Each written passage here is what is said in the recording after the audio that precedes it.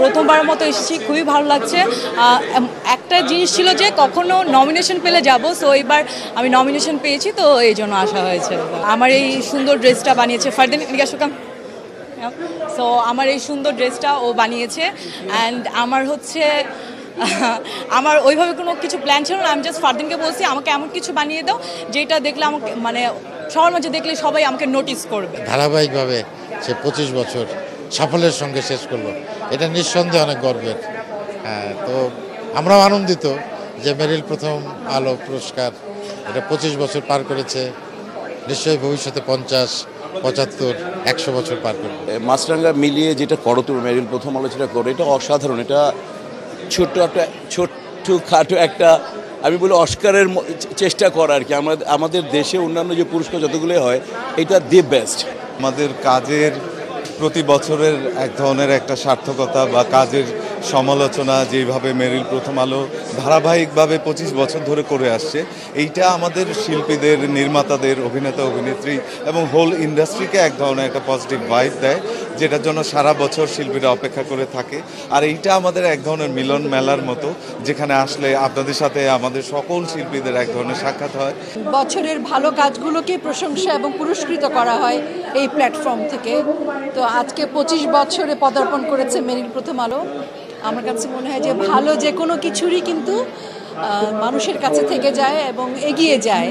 তো মেরিল প্রথম আলোর গ্রহণযোগ্যতাটাও সেরকম। প্রত্যেক বছরই নমিনেশন থাকে, এই বছরই একমাত্র আমি দেখলাম যে আমার নমিনেশন নেই, তাতে কোনো সমস্যা নেই।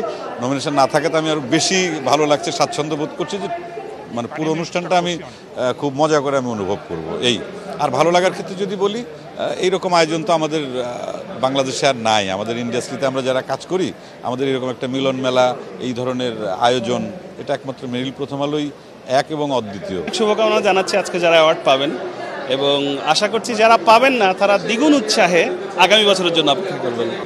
25 বছর তো চারটিখাটি কথা না, হাঁটি হাঁটি পাও করেও না, এটা একটা বিশাল ডিফারেন্ট জার্নি। তো এই জিনিসটা আসলে সবার ক্ষেত্রে হয় না। তো তারা নিশ্চয়ই দুর্দান্ত বা অসাধারণ কিছু কাজ করে ফেলেছে বিধায় 25টি বছর গিয়ে বেশ হাত পা ছাড়িয়ে নাড়ছে, ভালো লাগছে। এবার রজত জয়ন্তী আমার আরও ভালো লাগছে যে আমার যে সিনেমা প্রহেলিকা, এটার জন্য বুবলি নমিনেশন পেয়েছে, ইমরান মেঘের নৌকা গানের জন্য নমিনেশন পেয়েছে।